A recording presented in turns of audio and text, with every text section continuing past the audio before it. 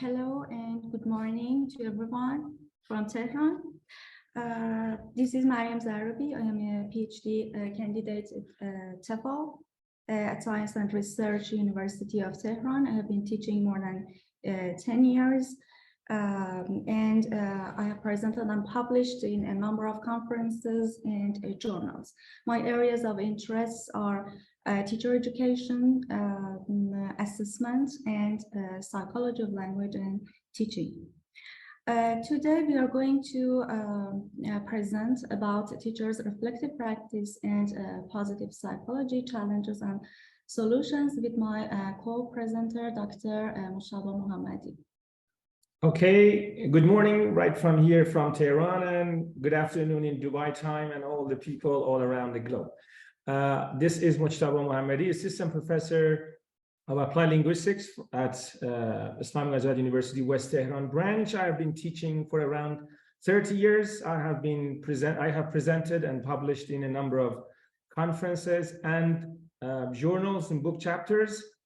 My areas of interest are, I'm also the Cambridge Certified Teacher Trainer and Trainer. My areas of interest is teacher education, language assessment, and technology for language teaching. Over to you, Maryam. Thank you.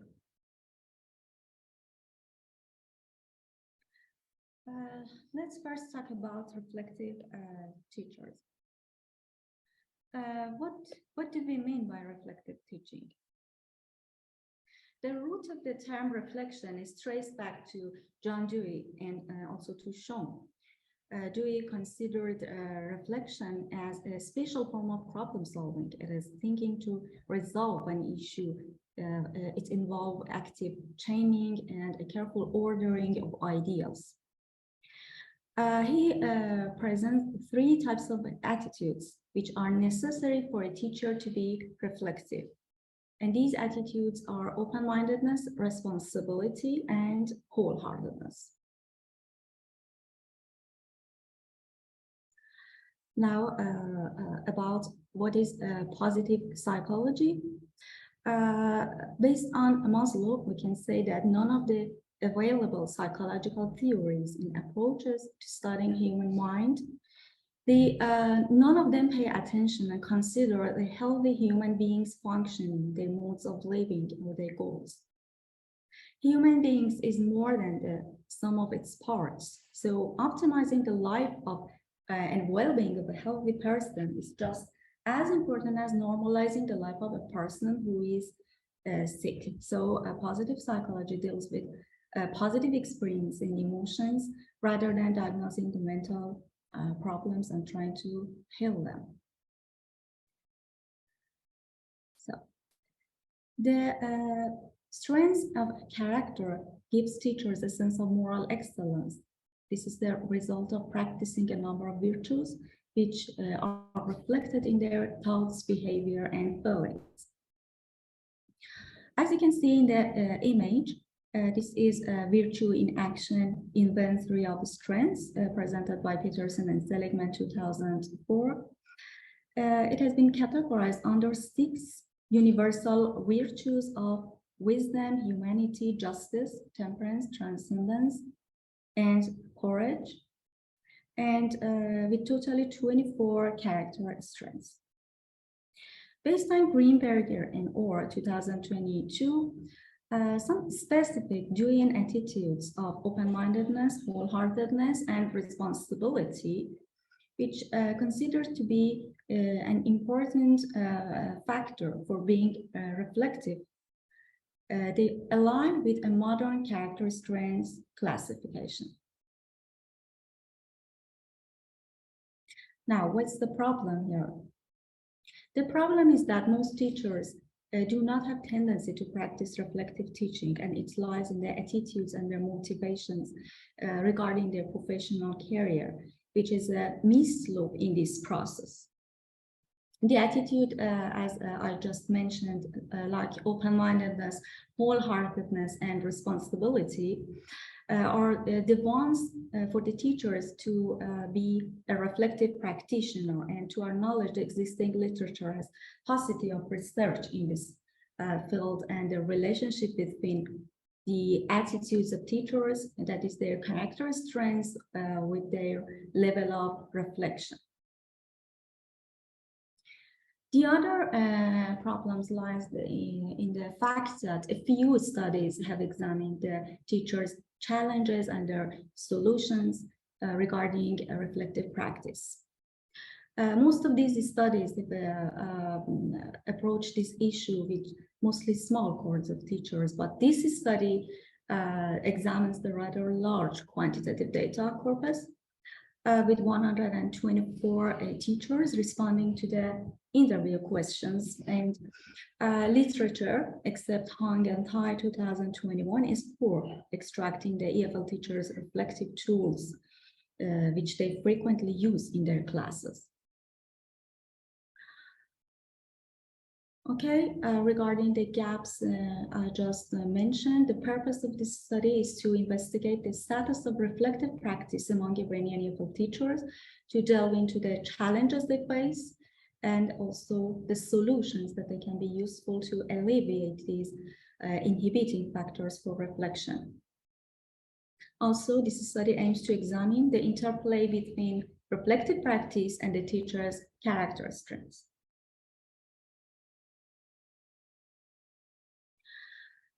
So these are my research questions.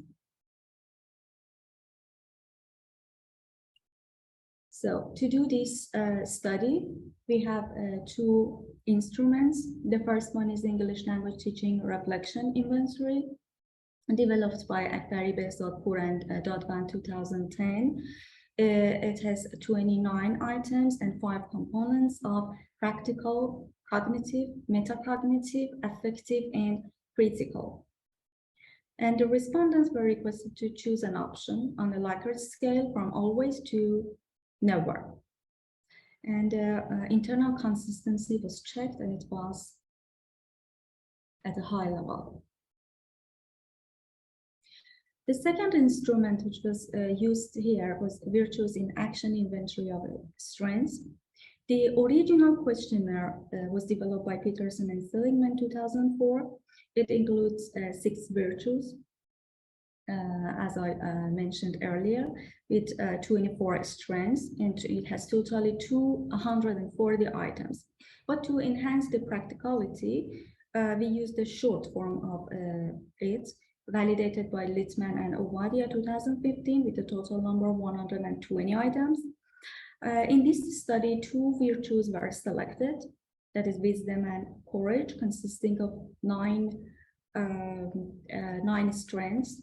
This is creativity, curiosity, open-mindedness, love of learning, perspective, bravery, perseverance, integrity, and zest. And it contains 30 items. These are selected based on doing attitude to reflective teaching as the determining character strengths for being a reflective teacher.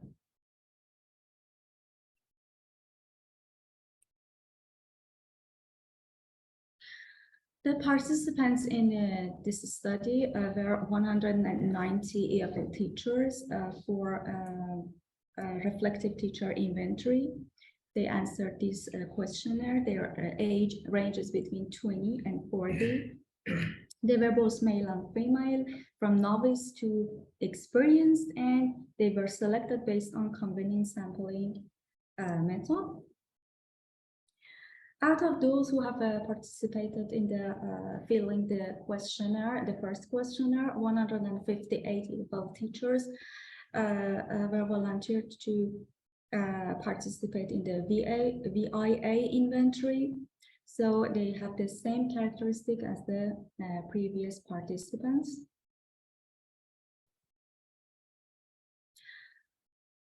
First of all, we had a call for the participants of reflective teaching inventory. It was in the Google form, or some of them administered in person.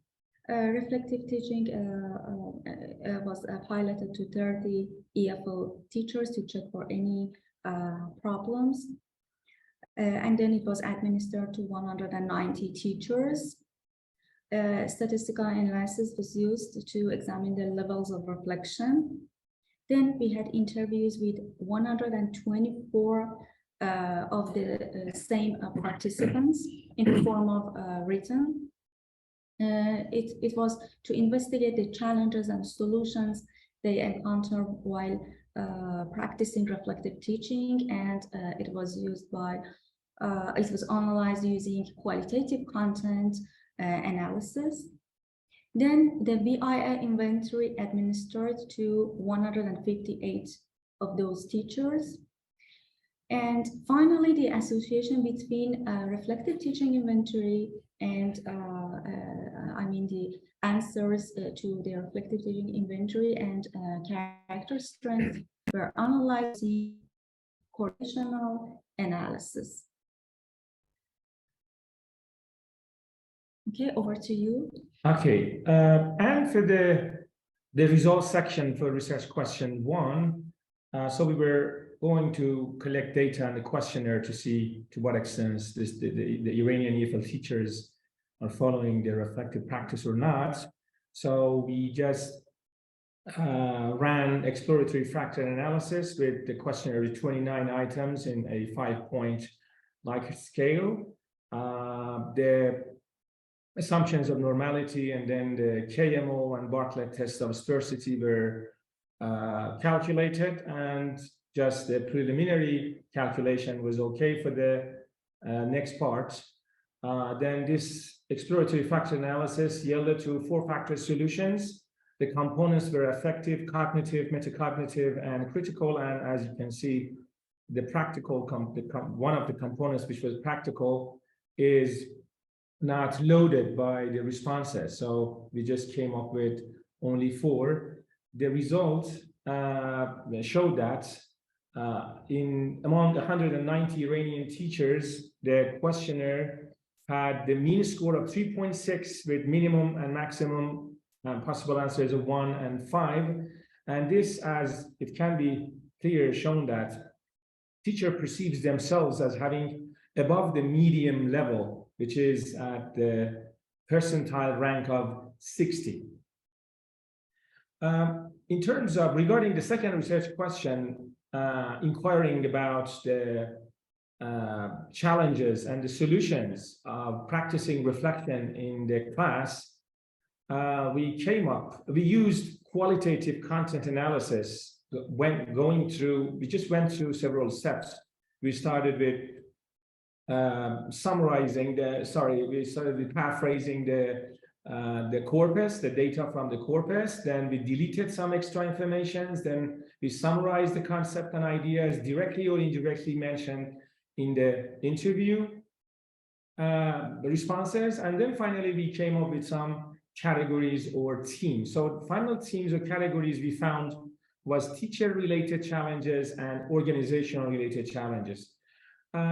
In teacher-related challenges, the teachers raised some issues or challenges like their non-TEFL background, their unfamiliarity with the concept of reflective practice in the class, their lack of tendency or interest or the need to do reflection or practice reflection in the class, or some were afraid of being criticized when being observed by other colleagues in the class, or they had little discussion in those cooperative environments we just expect from the staff room in the schools and institutes and educational places. So they had little discussion or exchange of ideas among teachers.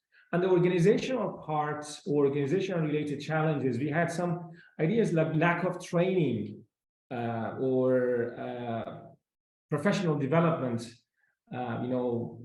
seminars, webinars, courses, or workshops. This is one of the major problems. De-emphasizing active and creative role of teachers. They were the organizations, managers, supervisors, director of studies, were scheduled certain hectic schedule for the teachers and high expectation from teachers. That was a major problem that was mentioned by the teachers. Regarding the solutions, they suggested they had, again, we had just went through the same qualitative content analysis, and we came up with the same and the similar components at the end. Some of the solutions were related to organizations to solve it. I mean, schools, educational centers, and institutes, language institute, like adding reflective practice to the teacher training courses and programs. This is one of the major ones. Then increasing the payments. That is something interesting because they want to, spend time on reflection and all the reflective issues in the class. So that was one of the issues they raised. Providing cooperative environments and not competitive environments in the, staff room and among the colleagues. Raising the awareness of its significance, how important reflective practice is on the side of the director of studies and managers. Giving more freedom to teachers without having high expectation of them, giving them more time to creatively and flexibly design the syllabus of their own classes. Holding seminars, webinars, and encouraging teachers to read the related articles and books. And from the teacher's perspective, so a few issues were regarded to the teachers themselves, like attending workshops and conferences, requesting their colleagues to observe their classes, and reading the related articles and books. In terms of the analysis of the third research question, we were supposed to find a correlation between reflective practice and the students' character strengths. Of course, in terms of three major character or the features of reflective teachers presented by Dewey. And here it is translated into the character strengths questionnaire. In the analysis, we considered, the scale of character strengths as a uniconstruct. So we found the relationship between character strengths in terms of those two issues and the components of reflective practice. The result shows that there was a significant relationship correlation between character strengths for reflective teachers and their different constructs of reflective practice questionnaires. And according to Cohen, the strength of correlation was, of course, small, since they were below 0.29.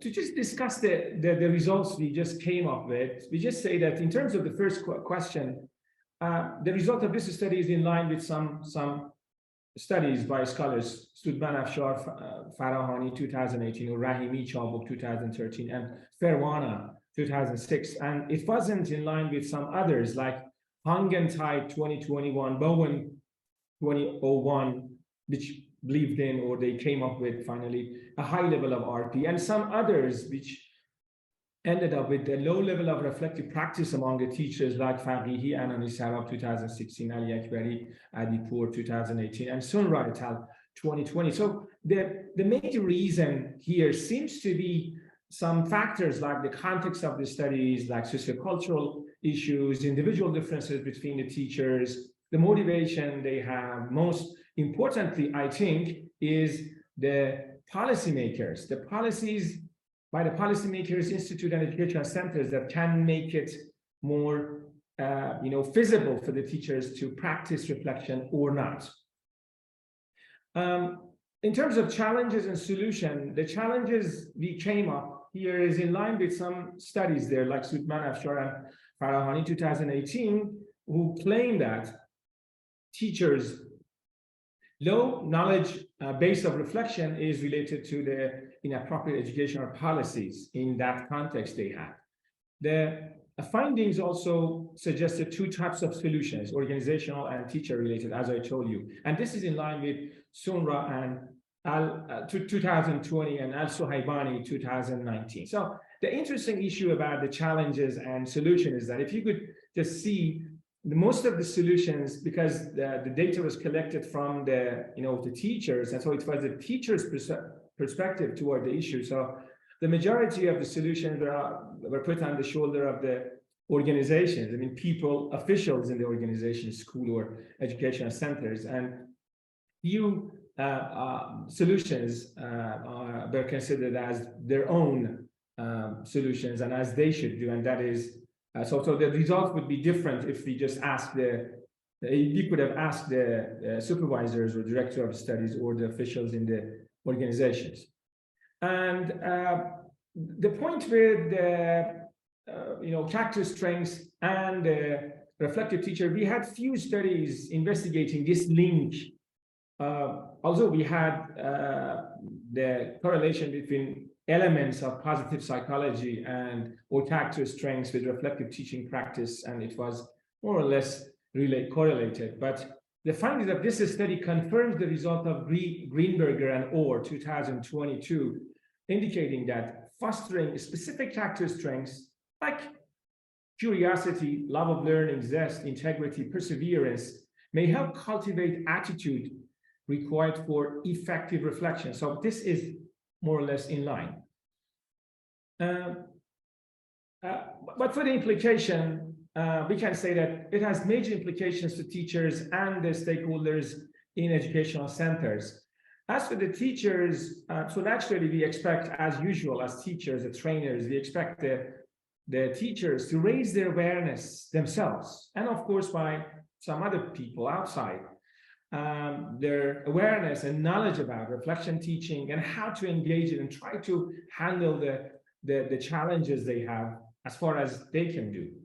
And on the stakeholders like policymakers on top, and then director of studies and managers and supervisors in education centers, it's a good idea to integrate for them principles and practice of reflective pedagogy into the programs and courses they have, and having or suggesting continuous professional development for the teachers, and including the tips and tricks of practicing reflection in their classes or in the staff room, which should be one of the safest places to reflect on each other by the teachers.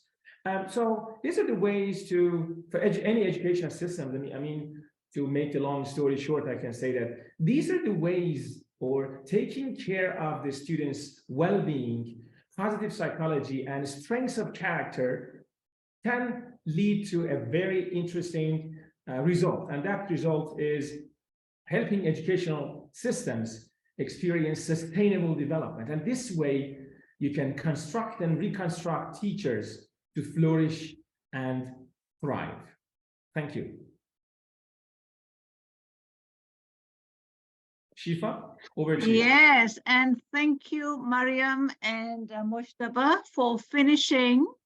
On time. Well, great. I mean, it was intense, but I mean, there was quite a lot of detail, but you've managed to finish with 7 minutes, well, a few minutes to spare for questions. Okay, so I'm going to open up the floor now. Does anybody have any questions about reflective teaching that they'd like to ask Maryam or Mojtaba? No one in the room has questions. Sorry, no one? No one in the room has questions. All right. Okay. There are four of us here.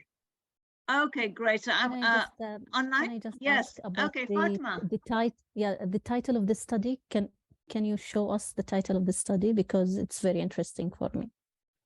Yes, sure.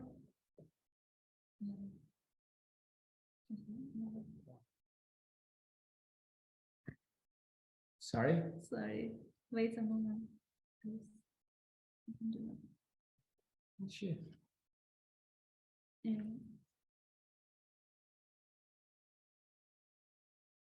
Oh, I'm sorry. This is on the way.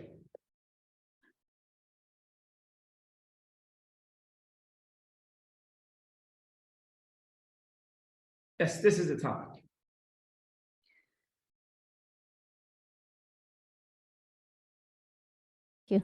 Thank you so much.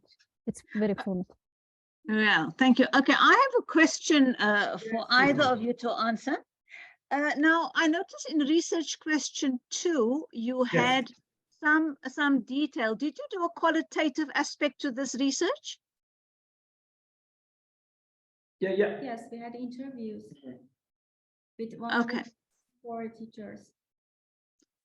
Okay, so did you have 124 teachers? So it was a large corpus, Shifa, and then we just went through that step by step, from paraphrasing the concept, whether directly mentioned there or not, and then of course later we had just deleted some extra informations, and then went into some categories. So the final result is what we just presented in the right. So is it fair to say this was a mixed method study then? Yes, it was. Yes, it was. All right. So if it's mixed methods, I'm just curious as to what your literary themes were going into the study. I mean, what was your theoretical framework, Mojtaba, when you decided that mixed methods was going to be your methodology? So what was your theoretical framework for the study?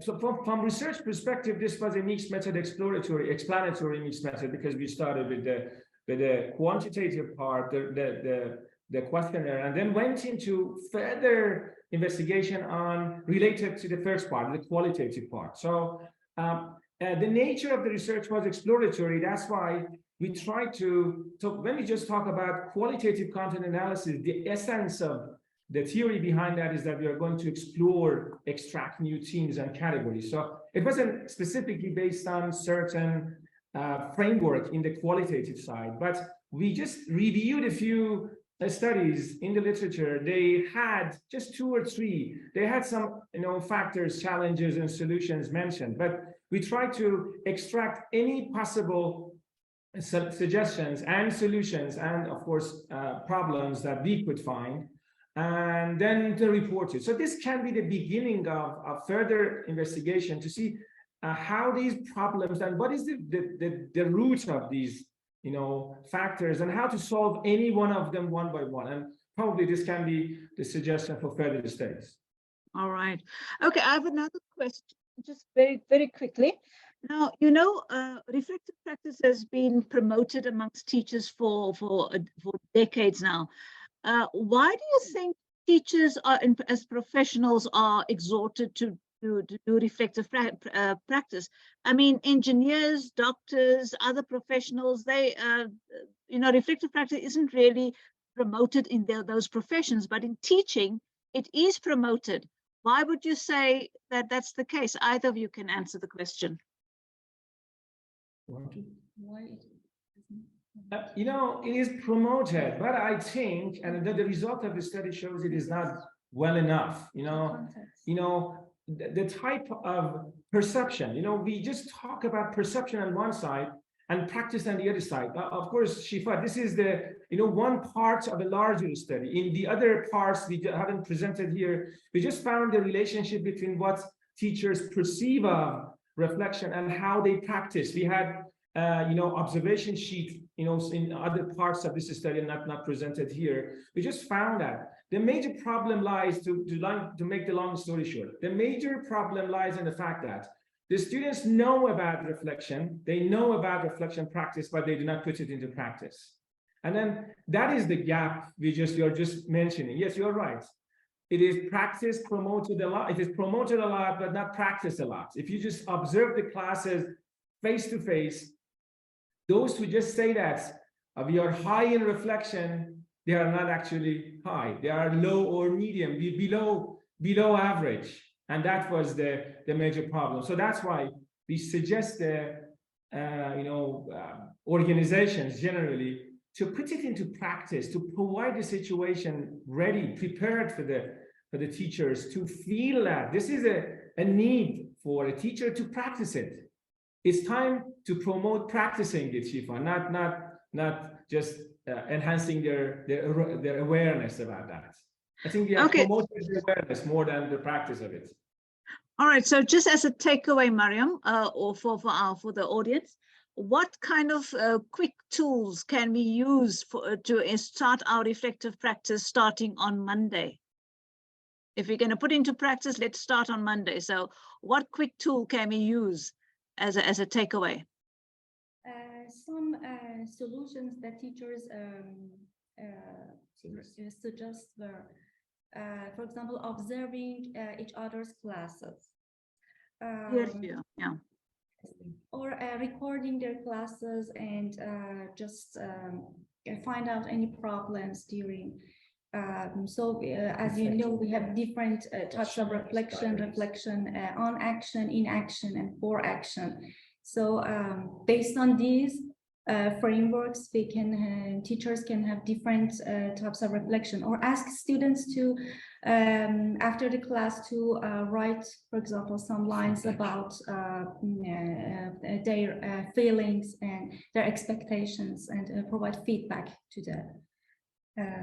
If I can add two more, to what Maryam said, and it is that we had diary studies. So interesting to say that this is not part of this study, but because this is, the rest of this study. The first part is that most of the practitioner suggestion is, reflecting on your thinking, on action, in action, for action, and then observing other people's classes, other colleagues. And then on the least favorite ones, or the least common one, let's say, were the ones which are presented by the academicians, like what, like questionnaires, like diary writing, like searching the net, like writing articles, books, and workshops. And they were, two different things, but generally these are the lists, starting from observation to diary to portfolios to video recording to questionnaires, and these are a few things we can suggest.